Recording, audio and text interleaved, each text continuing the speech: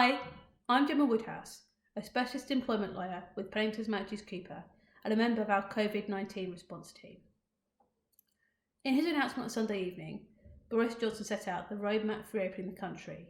There's a clear change in messaging from stay at home to stay alert, and he expressly indicated that where employees and or staff are able to work from home, they should continue to do so, but where individuals are not able to work from home, then they should be able to go back to the workplace.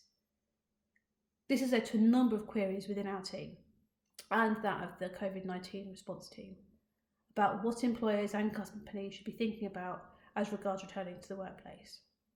This video will deal with the top 5 questions that we've received since Sunday's announcement and give you our thoughts and considerations in respect of what you can and can't be doing.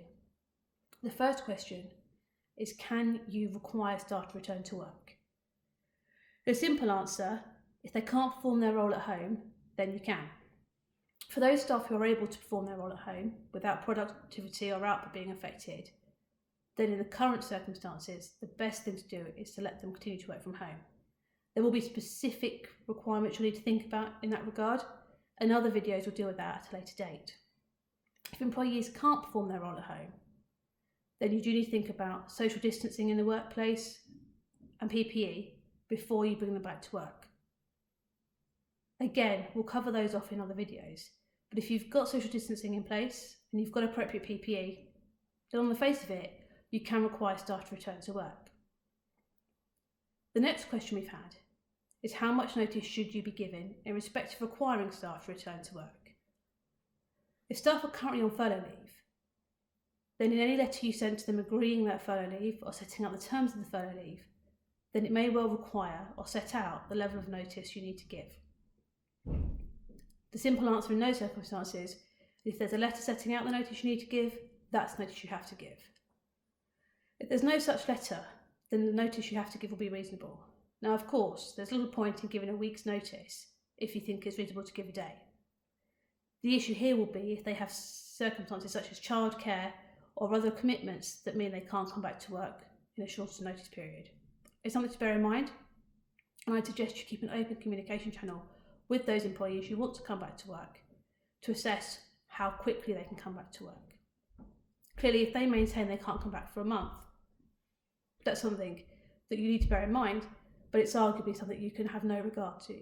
The point here is it has to be reasonable, and if all being well, you can get them back to work within a day, you're entitled to do so.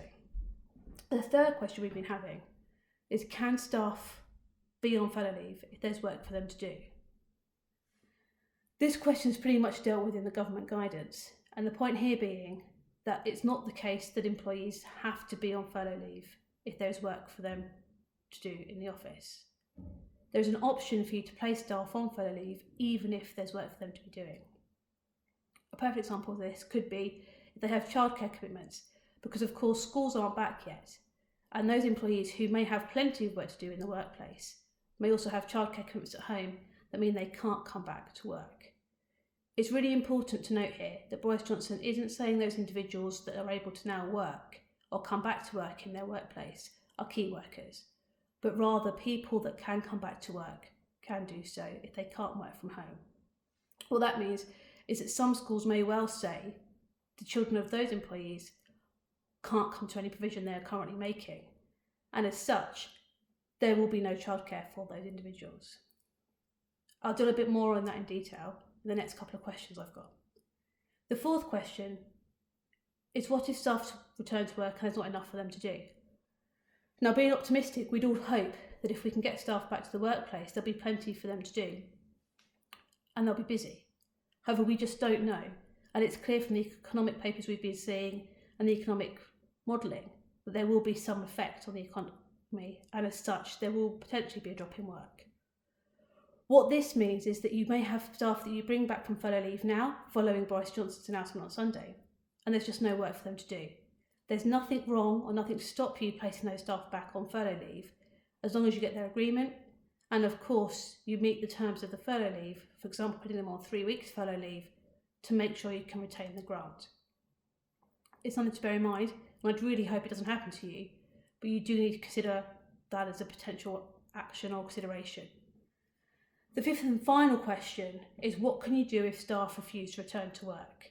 There's a number of scenarios where this could happen. The first being that they've been issued with a letter from the NHS, just they need to be shielded.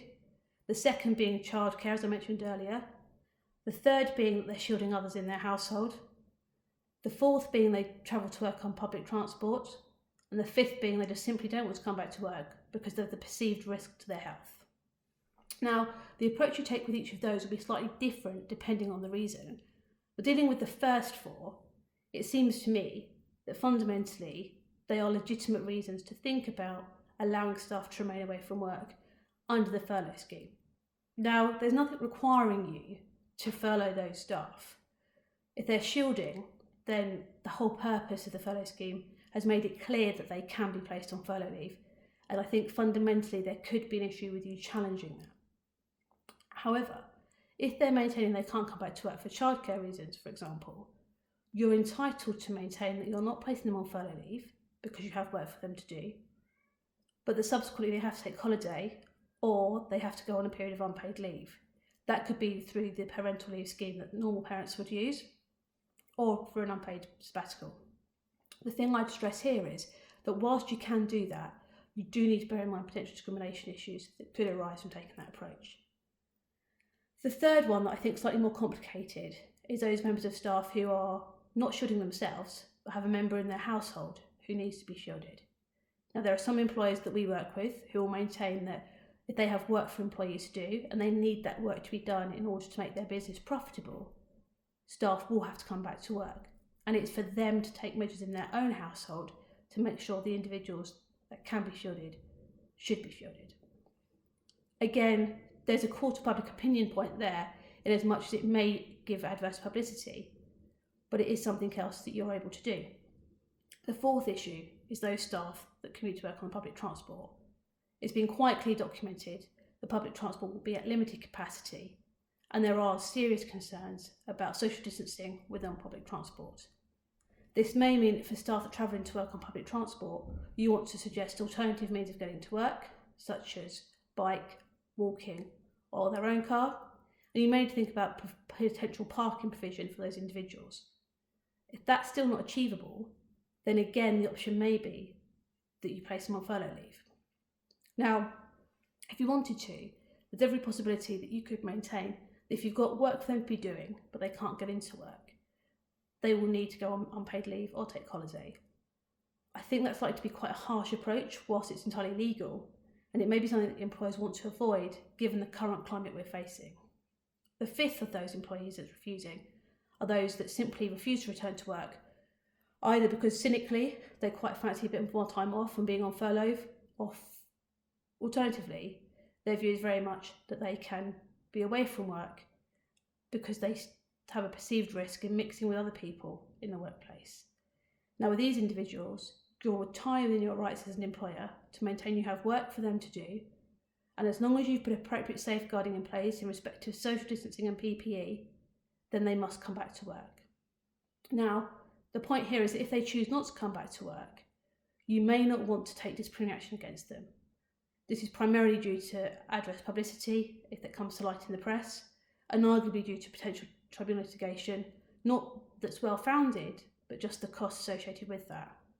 Now, if an employee who is able to return to work, doesn't have childcare issues, doesn't commute to work on public transport, isn't shielding anybody in their household, is simply refusing to do so due to their own perception of the risk to their health, you're entitled to maintain they come to work. And if they fail to do so, it can either be a case of them taking holiday or a period of unpaid leave. We hope that you found this session helpful. It's given you some points to think about in respect of what you can be doing with your employees and your staff in getting them back to workplace. And I hope you'll join us for the rest of the videos to cover the other points in regards of considerations for you to take in getting your workplaces reopened.